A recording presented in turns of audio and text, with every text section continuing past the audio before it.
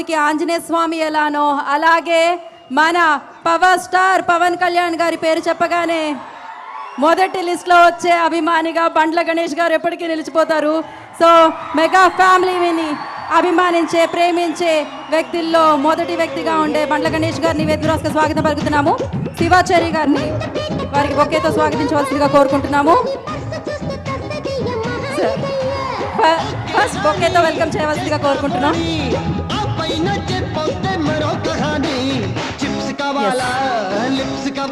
Hello hello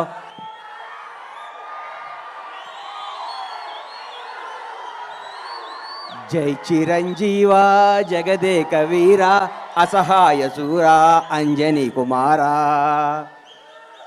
ఏ బ్రహ్మ ముహూర్తాన Konidela Venkatrao megastar Chiranjeevi అనే శివశంకర్ ప్రసాద్ అంజనమ్మ కడుపున బీజ వేశాడో కానీ ఆ బ్రహ్మ ముహూర్తం 71 సంవత్సరాల నుంచి నిరంతరం వెలిగిస్తూ అభిమానుల్ని రక్షిస్తూ ఎందరికో జీవనాభాది కల్పిస్తూ అందరికీ నేనున్నానని భరోసా ఇస్తూ ముందుకు నవయువకుల్లా తిరుగుతున్న మెగాస్టార్ చిరంజీవి గారికి జన్మదినం సందర్భంగా నా హృదయపూర్వక పాదాభివందనాలు తెలియజేసుకుంటూ నేను ఈరోజు ఏడుకొండల వెంకన్న సాక్షిగా, శ్రీశైలం మల్లన్న సాక్షిగా, బెదవాడ కనకదుర్గమ్మ తల్లి సాక్షిగా, సింహాద్రి అప్పన్న సాక్షిగా, యాదగిరిగుట్ట నరసింహస్వామి సాక్షిగా, నేను కొలిసే అయ్యప్ప స్వామి సాక్షిగా నిజాలే మాట్లాడతా.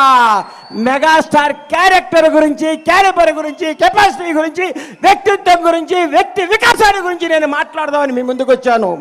చిరంజీవి ఏ బ్యాక్గ్రౌండ్ లేకుండా, ఏ రౌండ్ లేకుండా ఒక కానిస్టేబుల్ కొడుకుగా చదువుకొని కుర్రాడులా చెన్నై నగరంలో అడుగుపెట్టినప్పుడు మీ అభిమానులందరూ ఎవరి కుర్రాడు, ఎవరి అడ్రస్ లేని వ్యక్తి అన్నాళ్ళకి ప్రపంచవ్యాప్తంగా ఉన్న తెలుగు వారందరికీ మెగాస్టార్ అంటే ఏంటో మహోన్నత వ్యక్తి మెగాస్టార్ చిరంజీవి.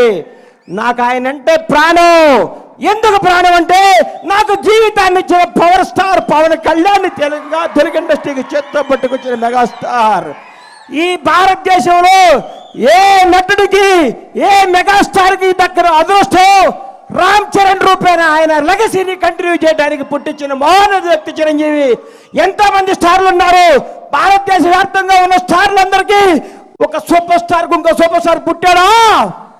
ఒక మెగాస్టార్కు మెగా పవర్ స్టార్ పుట్టాడా? ఏం కొడుకుని కన్నావయ్యా మెగాస్టార్.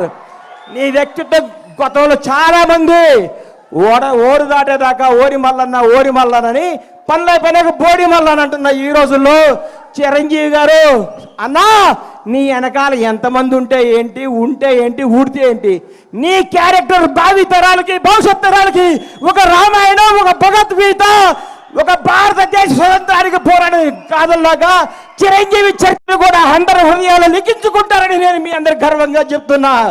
చిరంజీవి వ్యక్తిత్వం ఈ మధ్య నేను చిరంజీవి గారింటికి వెళ్ళి మర్చిపోయి మీకు చెప్పడానికి వెళ్తే అన్నయ్య కొంచెం లేట్గా వచ్చాడు. ఏంటన్నా లేట్గా వచ్చావన్నా? మా చెల్లికి నడువు నొప్పిగా ఉంటే జెండు బాంబు రాస్తున్నారు ఆ లోపల అన్నాడు. అదే చిరంజీవి క్యారెక్టరు. ఈరోజు కూడా 85 ఏళ్ల తల్లిని కొడుకులాగా పట్టుకొని కాళ్ళ ఒత్తుతూ ఇంట్లో పెట్టుకొని కంటికి రెప్పలా చూస్తున్న క్యారెక్టర్ చిరంజీవిది. చిరంజీవి వ్యక్తిత్వం ఎవరికి తెలుసు? కంటికి రెప్పలాగా తన కుటుంబాన్నే కాదు నాడుకునే వాళ్ళందరినీ.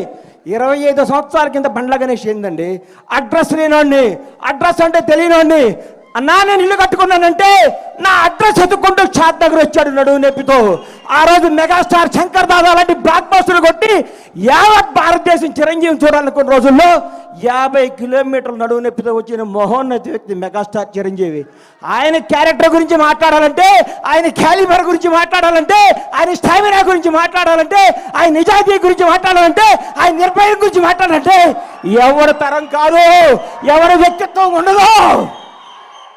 అన్నా నువ్వు రాజకీయాల్లో నుంచి బయటకు ఎందుకు వచ్చావు అంటే నేను అడిగాను.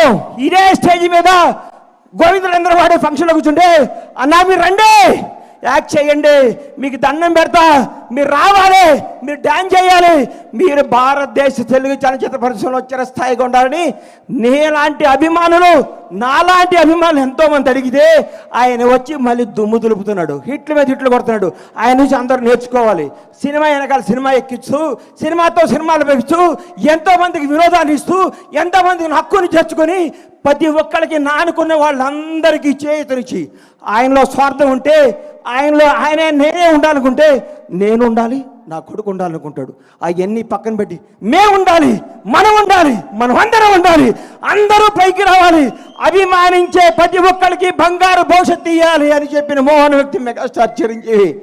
చిరంజీవి అనేవాడు ఇండస్ట్రీలో రాకపోయింటే నాలాంటి వాళ్ళు వచ్చేవాళ్ళు కాదు. ఎందుకంటే ఇండస్ట్రీ అందదేమో, సామాన్యులకి అందరూ ఒక కళేమో అని అనుకునే రోజుల్లో ఒక చిరంజీవి కూడా మెగాస్టార్ అవ్వచ్చు, కష్టపడే ఎవడైనా సినిమా ఇండస్ట్రీలో పైకి రావచ్చని అడ్రస్ కల్పించిన మోహన వ్యక్తి మెగాస్టార్ చిరంజీవి.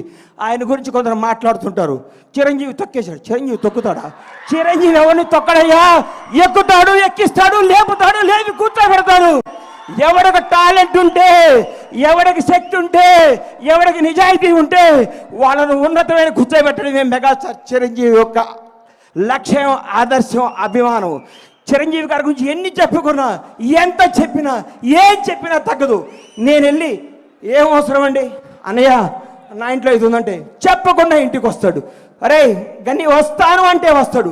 ఆయన వ్యక్తిత్వ వికాసం, ఆయన చరిత్ర పుస్తకాలు రాసి పుస్తకాలను పాఠ్య పుస్తకాలుగా పెంచిన భావితరాల విద్యార్థులకి మెగాస్టార్ క్యారెక్టర్ ఇదని చెప్పాలని నేను మనస్ఫూర్తిగా కోరుకుంటున్నాను. ఇంకొకసారి చెప్తున్నా, చిరంజీవి గారి గురించి ఎవరేం మాట్లాడుకున్నా, ఎన్ని వేసుకున్నా అల్ప సంతోషం, వాళ్ళు ఆనందపడాల్సిందే. కానీ ఒక మహోన్నత వ్యక్తి గురించి మాట్లాడితే ఏమో ఉపయోగం. ఇలాంటి భర్తలు ఇంకెన్నో చేసుకోవాలని, ఇంకెన్నెన్నో హిట్లు ఇవ్వాలని, ఇంకా ఎంతగా వేయాలని మనస్ఫూర్తిగా కోరుకుంటూ ఈ అవకాశం ఇచ్చిన మెగా అభిమానులందరికీ, ముఖ్యంగా మిత్రుడు స్వామినాయుడు గారికి హృదయపూర్వక కృతజ్ఞతలు తెలియజేసుకుంటూ సెలవు తీసుకుంటున్నాను. జై చిరంజీవి, జై జై చిరంజీవి, జై power star. Oh my god, డెఫినెట్గా ఆయన మన గాడ్. సో మన దేవుడు, ఆయన యొక్క పుట్టినరోజుని ఇవాళ మనం ఇంతలా జరుపుకుంటున్నాం. And thank you so much Bandla Ganesh గారికి ప్రత్యేకమైన కృతజ్ఞతలు తెలియజేసుకున్నాం. ఆయన అభిమానాన్ని ఎప్పుడు కూడా అత్యద్భుతంగా చాటుతూనే ఉంటారు.